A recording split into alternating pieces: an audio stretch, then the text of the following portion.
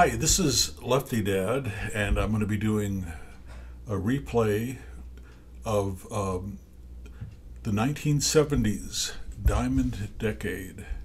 And you can see here that if I click on that, here are all the teams you get with the 1970s Diamond Decade disc. You get all these American League teams, and you get all these National League teams. And they are set up so that they can play an entire schedule of games. It looks like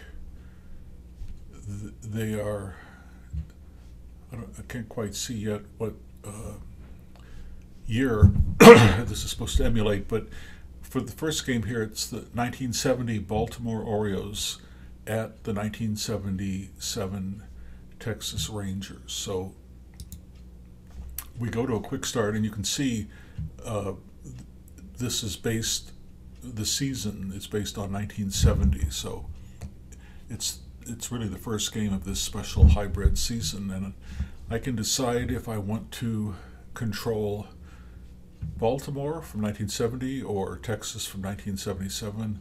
I'll control Baltimore, and as a result, so then I click all AI, and the AI, which is excellent. I always say that.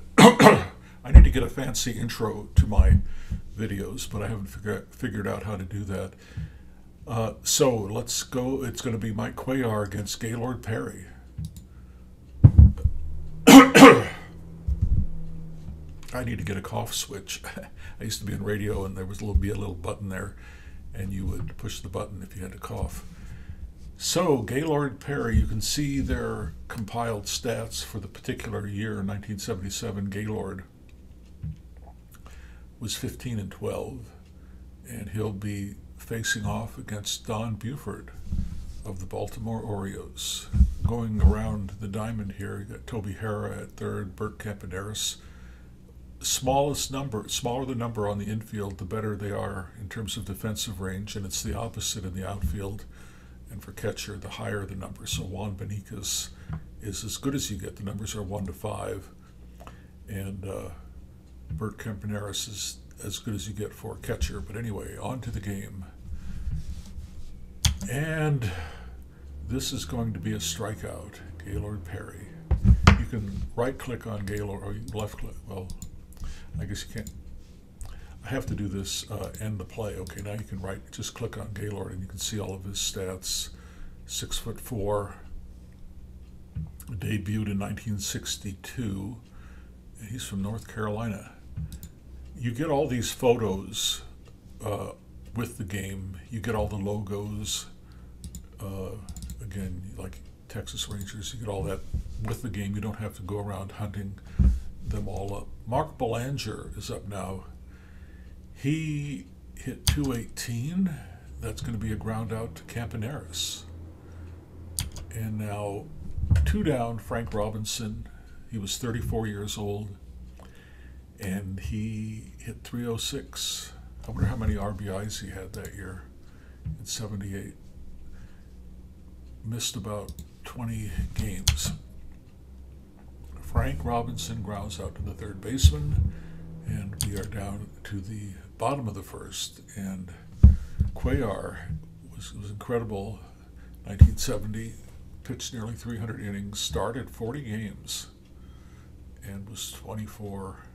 And I want to see how many positions Campaneris can play. He'll be the next batter. Hargrove is up, going to strike out.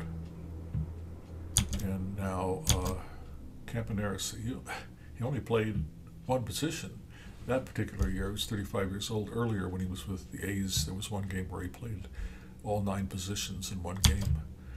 And now he is going to fly out to center to Paul Blair. Looking at this Baltimore defense, it's one of the best defenses I've ever seen. Blair is a 5, the other 2 are 4s. Then all the infielders, except for first base, are 1s. Brooks Robinson, Boog Powell is a 3, which is average. And Andy Etchebarren is a 5. And again, for the catcher and the outfielders, the higher the numbers. So this Baltimore team has some of the best defense I've ever seen. Claudell Washington, he gets a base hit to left. And now he's going to try to steal if he can get a good jump. He's going to have to roll a 54 or higher, which is very hard. Mike Cuellar is as good as you get at holding players on, and Echeverria is almost as good as you can get at throwing players out. And he does not get a jump, so he doesn't try to steal. Willie Horton up. Willie is going to line out to second base, and if this would have been a 4, if this red number would have been a 4, sorry, the blue number would have been a 4, it would have been a 5, then it would have been a 4 up here, and that would have changed his 15 to a 16, and he would have gotten probably a double and driven a run, but he did not. Okay, here is Boog Powell at the top of the second. 35 home runs, and there's going to be a deep fly out to right. He pulled it. He just missed the home run. Bavakwa caught it. Bavakwa is a below average outfielder. I know how to pronounce all these guys' names. When I do the 2023 season, I'm not so good. Okay, Paul Blair is up. Paul Blair hitting 5th. Had 18 home runs, going to strike out here. Here's Brooks, and he was in 158 games in 1970. This could be an error on Campaneris. He's above, I think he's about average for errors, but he not only makes an error, he makes an error by throwing it past, because when you get a 6 up here, that means it's a it doesn't say it down here, but often it'll say he threw it, you know, the guy didn't catch it at first base, so Robinson goes down to second. Davy Johnson is up. Davy batting 7th, and that's going to be a ground out to Campaneris, and Campaneris will hold Brooks no, it's the 3rd out, so it doesn't matter. Toby Hara, it's Hara, I'm sure. He is going to bat, and he's going to strike out. 1 down. Here is Kurt Bavakwa. Only played in 39 games. He plays all over the place, but that's going to be a ground out to the second base, or to the second baseman. And now here is Bump Wills. I think he's Maury Wills' son, I think, but I'm not sure. Bump Wills, and that's going to be a base hit, and he's going to try to steal, and it won't matter what kind of jump he gets, because it's a plus here and not an asterisk. So he's going to take off, and he's going to have a hard time because he's trying to steal against the best. They're going to have to roll a 54 or higher. No, easily out. They were waiting down there at second with the ball. He didn't even try to slide. Okay, here's Clay Dalrymple, and he is batting 8th. They've got him in as the DH. I guess they wanted the lefty-righty matchup, but he's not so good. He's only in 13 games. And there's a deep fly out to left. So we're at the top of the 3rd. Baltimore is up. I wonder if this is doing the 25-man roster. It doesn't really look like it. I think I could set it to be a 25-man roster, but this looks like it's letting me play everybody who played that year. It's an easy little switch to make, but you have to do it before the game starts. Okay, Echeverria is up. He bats last, and he is going to get a base hit. So that is what the first hit of the game for Baltimore. Buford is up. Buford has a 3 here for bunting, which is average. 5 is the highest, the worst. 1 is the lowest, the best. But he doesn't have a lot of 1s or 35s, which are double play numbers. So he didn't ground out into a lot of double plays. It's pretty fast. That is going to be, wow, it's another situation here. Just like we had this 4, I think we had this with Cuellar. They rolled a 4 here. If they rolled a 5, that would have changed this 15 to a 16, and Buford probably would have had a triple. Okay, 2 down. Mark Bellinger is up. And it's a rare play, and we'll see what happens here. Dribbler to the mound. Oh, he's just going to have to throw a 5 or a 6, a roll a 5 or a 6 to get Bellinger out. And he rolls a 6, so he only had a 33% chance, but he was lucky. Okay, here's Sundberg. Sundberg hit 291 for Texas. This is going to be, ooh, and here he rolled a 2. If he would have rolled a 4, that would have changed this to a 3, and I think he would have had a base hit then. Okay, Juan Benitez is up. Well, they've got Juan way down at the end of the batting order. Maybe there was a period of time where they would put a really fast guy into the 9 slot, so maybe kind of like it's like being in the number 1 slot for base stealers, so we'll see. He's going to walk, and then there's going to be some kind of, he's got a D here, so he's going to try to steal, and if it's green, it's going to be a stolen base, possibly an error. If it's yellow, then he's going to have to try to run against these guys, and he'll probably get thrown out. And there are a couple other things here that could happen too. So you total this up, it's a 5. He's going to try to steal against Echeverria. Now this is just against Echeverria, so if he rolls a 4 or 5, or I mean a 5 or a 6, he will steal, but he doesn't. So another runner cut down, another one bites the dust. 2 down. Hargrave is up, and Hargrave strikes out. So here is Frank. Frank is, he grounded out to the third baseman last time, and there's a fly out the center. It's a pitcher's duel. 1 hit for Baltimore, 2 hits for Texas. This brings up Boog Powell.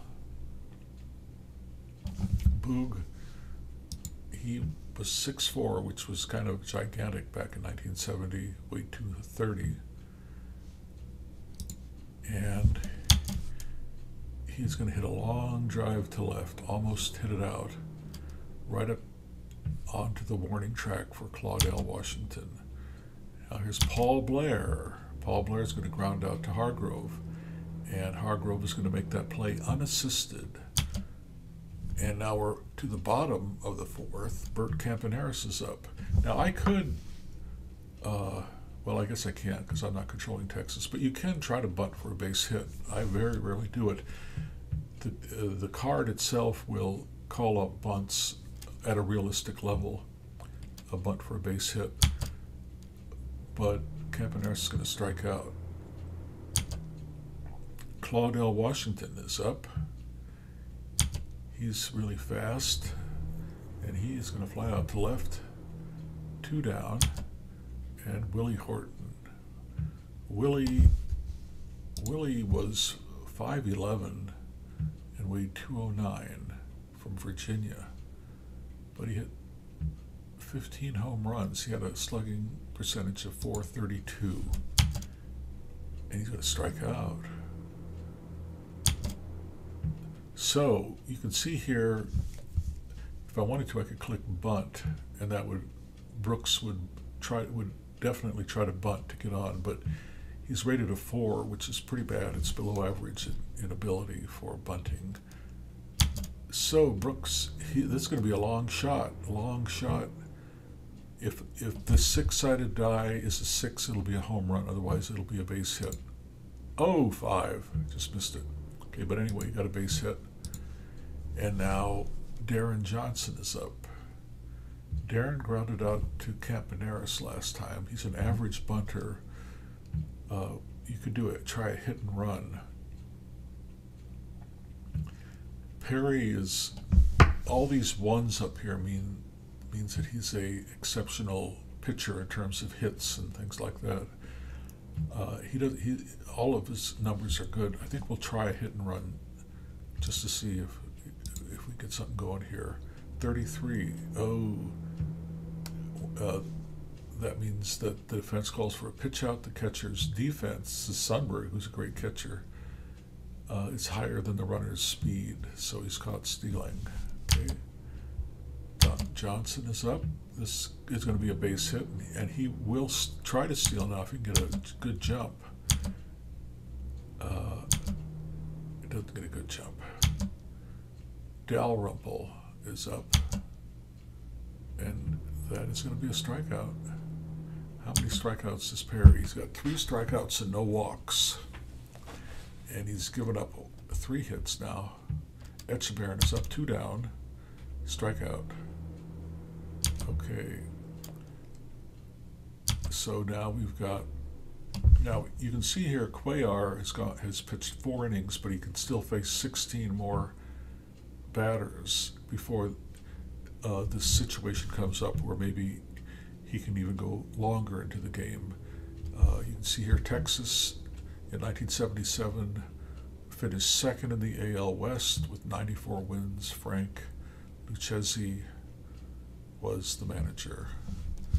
Hara is up, hit 27 home runs, struck out last time. There's going to be a walk, and he's going to try to steal. That's the second walk given up by Cuellar. We'll see if Hara can get a jump. I don't think he will be able to. Oh, he just does. Look, 54. He needed to be above a 53. So he gets the stolen base. Okay, now I don't know if anybody's had a runner in scoring position in this game, so it's the big chance. Bavacqua is up for Texas. Bavacqua is going to walk. Okay, here's the first big moment here in the game. Bump Wills is up. What will the AI do? Bump. There are no outs. He's an above average bunter. I think the AI will try to sacrifice. Yeah, sacrifice bunt. Now we look over here. You add up, I believe, the 2 numbers here. Yeah, it's a 10. Okay, he fouled it off, and that reduced his bunting effectiveness down to the next level. So in effect, it worsens the bunt rating by 1. So now he's really a 3 here. We'll see if the AI, I think the AI will still try to have him bunt. You can see the infield is halfway, which is means they want to try to get a double play, although Boog Powell is playing in case Wills bunts. I can change any of those. These are kind of the default settings that happen in these situations. I can change any of them here, but I don't want to change any of them because I think these are good. This is going to be a hard shot down the line. He didn't bunt. And it's a situation where they're going to test the range of Brooks Robinson, and this is a good thing for Baltimore because Brooks is as good as they get. So they're going to roll a 6-sided die. If it's a 1, it's a double, otherwise it's an out. So if it's a 1, bad news. Nope, 6. So the fielder makes a diving stop and steps on third for the force out. Brooks would do that. Here's Sundberg.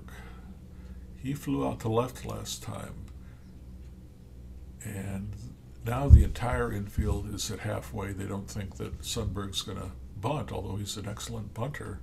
So we'll see what happens here. There's a ground ball to the first baseman playing halfway. He would try to get the double play, but they only got the guy at second. Now Sundberg is going to try to steal, and unfortunately, I'm sure he's going to get cut down. Look at all these red. Red means he's caught stealing. About the only hope he has is to roll a 7. And there's more likelihood for these 2 dice to add up to a 6, 7, or 8 than it is for a 12. But I think that Sundberg is going to blunder on the base paths, and he does. He's caught stealing, and now it's still scoreless. We go to the top of the 6th. Perry can face 10 more hitters. Over here, you can see that this 12 is for the Baltimore pitcher. You can face 12 more. If you were playing where the pitcher was hitting, that would help you decide whether you wanted to pinch hit for the pitcher or not. But with the designated hitter, it doesn't really matter. Okay, Buford is up, and he hits a fly to Washington. It's a looping drive to left. Washington is going to try to catch this, come running in to catch the ball, and he dives and he makes the catch. Still a scoreless game. 2 hits for Texas, 3 for Baltimore, and Perry has walked no one. Bellinger is up. Ground out to Bump Wills. 2 down. Frank Robinson, he could make a difference here. If he can roll a 6-6, that's an 11. 11 is a home run any ballpark in the league. He has really great power. So we'll see what he comes up with. Oh, well, that's not so bad. You see that the higher the number, the worse the outcome, as a general rule here for pitchers. And unfortunately, Gaylord Perry, it was a 6 here, the blue 6. So that's a 5, and you add the 5 to the 29, you get a 34, which is a double to right field. Now, if it would have been any other number, even a 4, you add 4 to 29, you get a 33. It would have been a line out. So I don't know if it's a game of inches, but it's a game of numbers. Okay, here is Boog Powell. He has flown out to right. He's flown out to left. 2 down. Will he be able to drive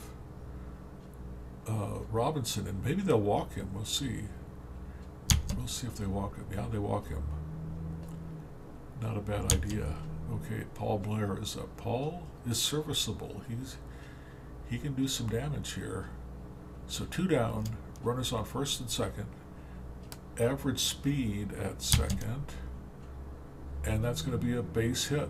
Perry gives up, well, maybe, yeah, it's going to be a base hit no matter what. And there's a base hit for Robinson. I'm sure will score. No. We're going to have to see what the third base coach does here with Baltimore. So you figure average speed, and Washington has a great arm. So that's why he's probably going to hold, but he could even get thrown out at home. Let's see what happens here when you add up these 2 numbers. Oh, they gunned him down, Washington, with that strong arm. Robinson out at home, left fielder to catcher. Wow. Claude L. Washington gunned Frank Robinson out at home plate. Okay, and that ends the inning. Well, that caused the Texas crowd to go crazy, and now Texas is up. Juan Beniquez. Juan walked last time. He's going to get a base hit here, and he's going to try to force a stolen base. They're really aggressive on the bases, but I think it's going to end in tears because Etchebarren and Cuellar are just so good. Okay, he's got to roll a 54, and he doesn't. He's caught stealing. I wonder how many caught stealings there have been in this game. Okay, over here, Robinson was caught stealing. Sundberg threw him out. Over here, Wills has been caught. Beniquez has been caught twice. And Sundberg has been caught. So there have been a lot of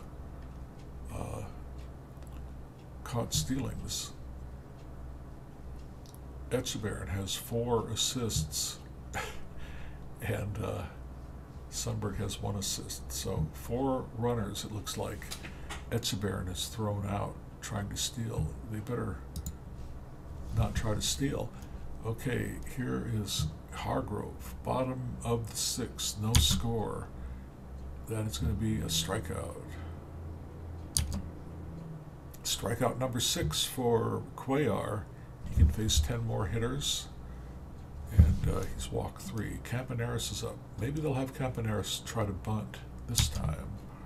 Nope, it's going to be a pop out to the first baseman. Popped him up. Okay, That's the third out. So now Brooks is up. He's 1 for 2. Got a base hit last time. There could be a strikeout. Okay, now here is Davy Johnson. Davy flies out to right field. 2 down. And Clay Dalrymple is up. He's going to strike out. So we go to the bottom of the 7th, and Claudel, who had that great play where he gunned down Frank Robinson, he's up now, and he has a base hit in the game, one of the 3 hits for Texas. This is going to be a long fly, and it could be out of here. A lot of home runs in Arlington Stadium. Oh no, they rolled a 2 here, so that means it will not be a home run unless he can roll a 6. He rolls a 2. So he just gets a base hit out of all that. Now Willie Horton is up. Willie is a terrible bunter. And you can see all these 1s and 35. He's a double play machine. Willie, oh no, but he gets a great number for a hitter. Single up the middle. Trouble for Cuellar. And now there are nobody out. There's nobody out. Runners on the corner. Hera is up. He has whiffed and walked in the game. He's going to try a sacrifice bunt. And he moves Horton over to second. So now there's 1 out. It was not a squeeze play. It was just a straight sacrifice. Now Bavacqua is up. It's a righty-lefty matchup. And I wonder how many. Yeah, you can see this is not set for the 25-man roster because it's got like everybody that ever played in 1970 available. Bavacqua. Man, Bavacqua, I've never seen a card with so many 1s to 35s. Everything that he does, if it's not a hit and you got a runner on first, it's a double play. But let's see if they can strike him out.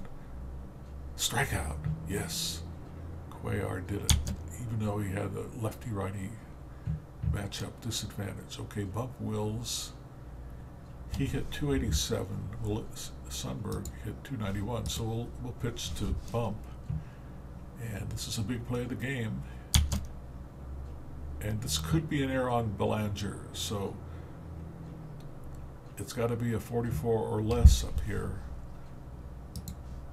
Oh, and it's a 63. He bobbled it, and that allowed him not to throw the guy out at second. So there's the first run of the game on an error from this great infield. Sundberg is up. Sundberg strikes out. Okay. Well, as I say, you got to score at least 1 run or you don't deserve to win. Echeverren is up. He's got a base hit, and now he maybe will get another one.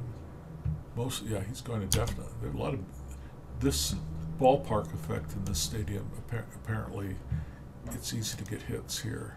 Okay, now we got a situation where we've got a slow runner on first, and it's the top of the 8th. Buford is an average bunter, but we need to get some speed in here, so we're not going to bring Rettman in because he is really fast. He's a really good hitter. So we're going to have Don May come in and pinch run for Echeverren. Don May hit only 194 that season. And Buford, okay, I could do a try to do a hit and run. That I think that last time it was a pitch out, so it was a failure. But he does have he's a switch hitter, Buford is, so maybe that'll help get a run in. We're going to switch him from normal base running to go for it. Take more risks, but this is when you need to take risks. Buford, okay, they're going to try for a double play, but when you get a big number here like 17, 18, 19, because they're playing halfway, it goes off the fielder's glove. If it would have been playing back, it would have been a ground out to first probably. But now there are no outs and runners on first and second. Belanger is a great bunter, so we're going to sacrifice. Got two people on here that are fast. Okay. The corners are in. It's a bunt to Perry, who pitchers are always considered in. And it's a sacrifice that is successful. So, as they say, Mark Belanger does his job. Now here's Frank. Big moment for Frank. Got gunned down earlier in the game trying to score. Now he can knock in two and take the lead for Baltimore. He does have a double in his last at bat. So here we go. Everybody's playing in. Maybe he can knock somebody's glove off here in the infield. There's a base hit, clean base hit, right over the shortstop in the left. Will Buford score? No, he's going to hold up. Third base coach holds him up. So we're tied up. Now everybody's playing in again. Boog Powell is up. He is more likely to hit into a double play, but we'll take that chance. Oh, it's going to be off Bump Will's glove again because he's playing halfway. So Baltimore takes the lead in the top of the eighth because twice the infield was playing halfway for the double play, and it came back to bite him. And you can see this Baltimore team, 1970, 108 wins, came in first place in the AL East with Earl Weaver at the helm. Paul Blair is up. One out. Now I need to kind of think, do I want to bunt or do I want to let him try to get it swing away? Powell is slow. I'm going to take this back to normal because I don't want Boog Powell trying to score going to third because we're taking risks. We're not taking risks now. We're ahead. Okay, we're going to let Blair swing away. And I think this, it's a ground ball to third. They went to second to try to get the double play, but they couldn't get Blair, who's really fast at first. So we've got two down. We've got Brooks Robinson up now. Brooks has a base hit. Baltimore has slowly amassed a lot of hits against Perry. They're up to 9 hits. And this is going to be a base hit to center, right over the second base bag in the center. That scores another round and a run, and maybe Blair will go to third. He does. The third base coach waved him on to third. Okay, now Baltimore is up 3-1. Davy Johnson. Davy is going to get a base hit, so it's all gone bad for Perry now in the 8th. And maybe Robinson will get to third. No, he's going to hold second. The third base coach holds him up. Okay, Dalrymple is up. The designated hitter. They must have some better hitters. Look, they've got Redmond. They've got so many hitters that they're left-handed, I guess. Okay, Dalrymple. He's going to fly out deep. He nearly hit it out of here. But now we go to the bottom of the 8th, and Texas is down. We need to bring in another catcher because we had... So we've got Elrod, or Ellie Hendricks, I think his name is Elrod, who is a good catcher, not as good as Echeverren was, but he's above average. And you can see here that Perry now can only face 7 more hitters before he goes to his B ratings, which are the worst. But if he gives up a hit or a walk or anything like that, he'll immediately go to the B ratings when he's back on the mound. Beniquez is up. Juan lines out. Cuellar can face 2 more batters, and then they'll see if he gets a boost to face 10, a few more. It won't be 10 more, but Hargrove gets a base hit. And that's his first hit of the game. Campaneris is up.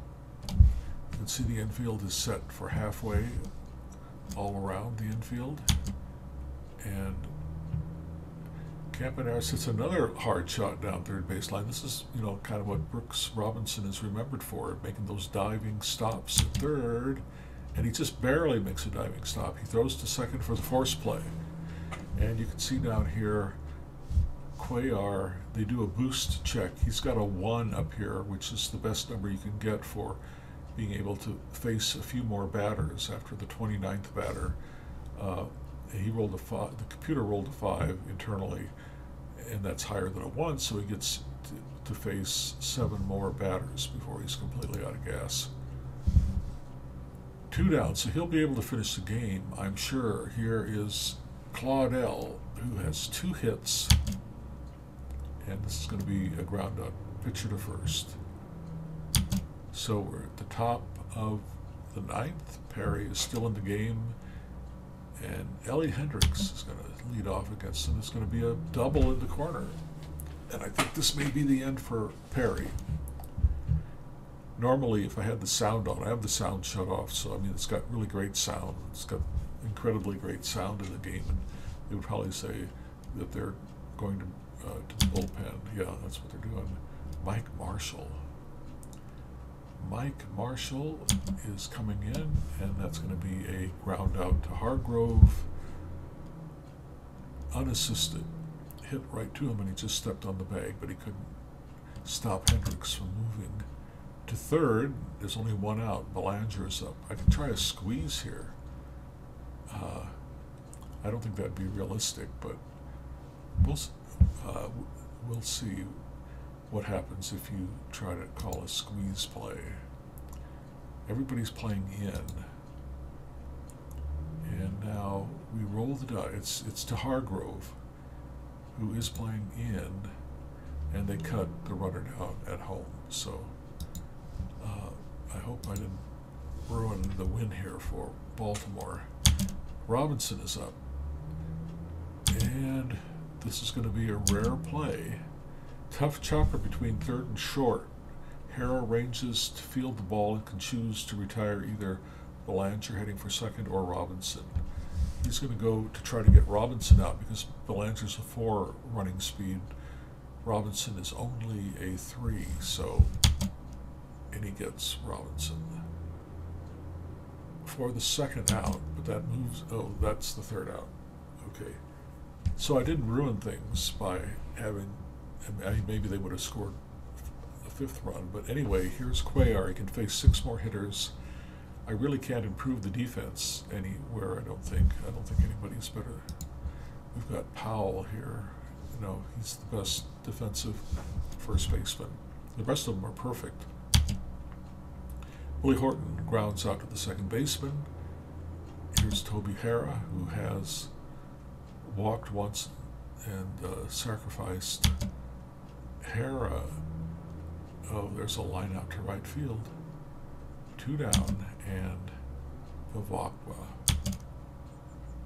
That's just going to be a ground out to Brooks, and that's the game, 4-1. You can see the most valuable player was Brooks. We can look over here at the box score, all the great box score stuff. And you can see that Texas was 0 for 5 with runners in scoring position, and Baltimore was 5 for 10. Probably the big difference there with runners in scoring position. And nobody got more than 2 hits. You can look at the play-by-play here. You can look at the series stats, although it's just the first game of the series, and all kinds of things you can do. So, from Tuesday, April 14th, 1970, this is Lefty Dad thanking you for watching this video. If you liked it, please give me a like. Please subscribe. If there are any other games you'd like to see, let me know, and I'll do a video about them.